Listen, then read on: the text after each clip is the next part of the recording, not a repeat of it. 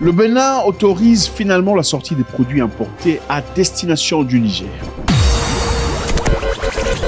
Salut à tous, toujours avec beaucoup de plaisir. Le Bénin, un pays que j'aime beaucoup, a décidé d'assouplir les restrictions imposées sur le trafic de certains produits à destination du Niger.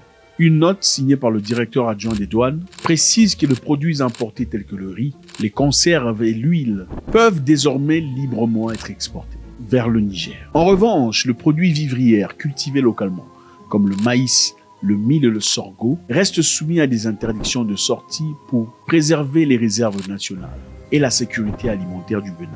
C'est-à-dire, le Bénin désormais va autoriser la sortie de certains produits tels que le riz, les conserves, c'est-à-dire les sardines, tout ça.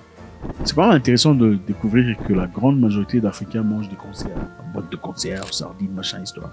C'est intéressant, ça a été une belle époque. Aujourd'hui, je n'en mange plus pour des raisons personnelles, mais bon. C'est bien de savoir que nous avons tous traversé des moments très similaires. L'huile de palme aussi, désormais, peut partir au Niger. Certains éléments, comme spécifié, le sorgho, le mil, le maïs, ne pourront pas partir parce que c'est de la nourriture principale dans beaucoup de pays, y compris le Bénin. On ne peut pas laisser partir cela puisque ça va créer un vrai problème. Le Bénin et le Niger sont des pays frères. La traversée entre Béninois et Nigériens est naturellement naturelle. C'est-à-dire, les uns ont besoin des autres, les autres ont besoin des uns. C'est aussi simple que ça. À travers la frontière, il y a naturellement eu beaucoup de transactions qui sont effectuées, des parts et d'autres. Le Niger a besoin du Bénin, le Bénin a besoin du Niger.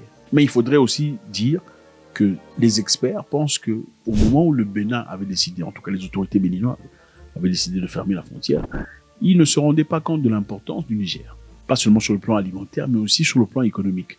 Beaucoup de personnes au Bénin et au Niger ont besoin des uns des autres pour évoluer, progresser, pour avoir une vie tout à fait normale. Et ceci nous rappelle évidemment les lignes tracées par les Blancs pour créer les boîtes qu'ils appellent pays. Sinon, si chaque pays était indépendant, le Bénin n'aurait pas besoin du Niger et le Niger n'aurait pas besoin du Bénin. Chacun vivrait comme il le désire parce que ce sont des pays, des boîtes manufacturées depuis le ciel. Malheureusement, ce n'est pas le cas. La réalité géopolitique est surtout très politique. À titre de rappel, le Niger a refusé d'ouvrir les frontières parce que le Niger accuse le Bénin d'abriter des militaires français qui sont là pour entraîner les terroristes destinés à aller détruire le régime présent au Niger. Ce pays, face à la situation sécuritaire, politique et économique, a décidé d'envisager une agression contre le Niger au lieu de le soutenir. En effet, la République du Bénin a autorisé le stationnement de militaires mercenaires et matériel de guerre dans la perspective d'une agression voulue par la France en collaboration avec certains pays de la CEDEAO contre notre pays, malgré l'accord de coopération militaire du 11 juillet 2022 liant nos deux États. Le Conseil national pour la sauvegarde de la patrie et le gouvernement du Niger réitèrent leur volonté d'éviter l'escalade et après avoir appelé à plusieurs reprises le respect des obligations du dit accord, décide de dénoncer l'accord de coopération militaire du 11 juillet 2022 conformément à son article 23 et au préavis de 6 mois. Et aussi, dans d'autres cas, certaines personnes spéculent, c'est une possibilité pour ces militaires français d'être tout à fait prêts au cas où nécessaire d'attaquer le Niger, de déstabiliser le pouvoir en place. Voilà pourquoi le Niger a décidé de fermer ses frontières. Le Bénin a toujours décliné ou rejeté ces accusations, disant que c'est absolument absurde. Le Bénin n'a aucune raison d'abriter des militaires français. Il y a même eu un politicien béninois qui a dit que la raison peut-être pour laquelle le Niger penserait qu'il y aurait des militaires français au Bénin, c'est parce que le Bénin a des infrastructures militaires modernes et bien structurées qui pourraient laisser penser à d'autres pays que le Bénin abrite des étrangers. Mais ce n'est surtout pas le cas. Les amis, peu importe ce que c'est, la politique ne devrait jamais entrer entre les frères. Jamais, jamais de la vie. Jamais. Je peux vous dire que le continent africain, en ces temps actuels, est seul responsable de son sous-développement. Je le dis avec toute sa gravité. Je le dis avec le risque que je peux ne pas être compris. Mais c'est ça. Jamais il ne faudrait prendre la position d'un étranger contre son frère. Le problème du Niger et du Bénin, c'est un problème de frères, un problème entre frères. Il faut trouver des solutions entre frères. Nous savions tout ça. Nous savions mieux que ça. Des vols de reconnaissance que les Français faisaient à partir du Bénin. Et en prenant souvent les précautions pour rester à l'intérieur du territoire béninois. Est-ce que le Bénin abrite des militaires français pour l'objectif de déstabiliser le Niger? Le Bénin a aussi un programme très intéressant de militaires français qui a été dévoilé par eux-mêmes, les militaires français. Nous allons suivre. Signé en 1975, qui définit le statut des Français qui sont mis, de par leur expertise, au service des forces armées béninoises. Il faut savoir qu'il y a également des coopérants qui existent dans d'autres domaines. Je pense à la police, je pense aux douanes. Ils sont des coopérants. C'est intéressant. Coopérants militaires qui sont au Bénin pour objectif d'entraîner les militaires dans plusieurs domaines. C'est intéressant. Suivant.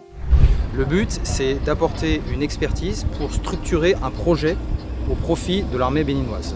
Notre statut est simple, nous dépendons du ministère des Affaires étrangères français, nous sommes détachés de l'armée, tout comme l'ensemble des personnels qui appartiennent au ministère des Affaires étrangères français, nous devons être acceptés, accrédités par l'autorité béninoise. Intéressant. Donc il y a un échange de notes verbales qui spécifie qui nous sommes, pourquoi nous venons, pour quelle durée, et nous sommes approuvés par l'autorité béninoise, tout comme les ambassadeurs en réalité. Le statut que nous avons en revanche, c'est que nous ne sommes pas des diplomates, nous travaillons au profit d'une structure et nous sommes insérés dans la structure pour pouvoir travailler correctement. Vous avez un coopérant qui travaille au niveau de l'armée de terre, vous avez un coopérant à la marine nationale, vous avez un coopérant à l'état-major général des armées, vous avez des coopérants pour les écoles nationales à vocation régionale, l'académie logistique de Ouida, le CPADD d'ici. Et moi je travaille au profit de la direction des écoles et des sports, c'est-à-dire l'organisme interarmé qui chapeaute l'ensemble de la formation des militaires béninois. Depuis les gens qui sont en lycée militaire, jusqu'aux gens qui sont en école nationale des officiers, des sous-officiers pour la formation initiale, puis l'école nationale supérieure des armées à Porto Novo, et jusqu'aux gens qui suivent le cursus de l'école de guerre à l'étranger. Enfin, il parle d'école supérieure de guerre, école supérieure de tout ça. Une collaboration connue entre le Bénin et la France. Alors, la question qu'on se pose ici, quand on accuse le Bénin d'abriter des militaires français, ne serait-ce peut-être pas à cause des éléments tels que celui-ci, pouvant pousser à la masse extérieure de penser qu'il y a une coopération opaque entre le Bénin et la France dans l'objectif de déstabiliser le Niger ou d'autres pays à côté? Moi, mon rôle consiste à appuyer la direction des écoles et du sport sur l'ensemble des projets qu'elle veut mettre en œuvre. Par exemple, quand la direction des écoles et des sports dit « nous souhaiterions envoyer des stagiaires béninois se former en France ». Si le Bénin n'est vraiment pas en train d'abriter des militaires français, quand on dit qu'il y a un programme spécial entre la France et le Bénin, un programme militaire, c'est pas pour dire que le Bénin n'a pas le droit d'avoir un programme militaire avec qui que ce soit d'ailleurs sur Terre. Mais on dit qu'en voyant un programme spécial comme celui-ci, avec un pays frère, ne serait-ce pas une raison pour laquelle, si elle est la raison de penser que le Bénin, si pas le Bénin, en tout cas l'autorité du Bénin, parce que ce ne sont pas les peuples, ils n'ont absolument rien à voir avec tout ça, ce sont les autorités, sont en train de charpenter ou de cuire des projets obscurs contre le pays frère voisin. Faites-moi savoir ce que vous en pensez, c'est toujours avec beaucoup de plaisir. Est-ce que vous pensez que les choses redeviendront normales entre le Niger et le Bénin? Pensez-vous que le Niger a raison de fermer sa frontière après que le Bénin eut en premier décidé de fermer la frontière pour faire plaisir à la CEDEAO? Et ensuite, retourner Kazakh voulant rouvrir la frontière. Si vous pensez qu'il y a possibilité que les choses s'arrangent, quelle serait d'après vous la meilleure chose à faire pour que le Bénin et le Niger enfin retrouvent la paix? God bless.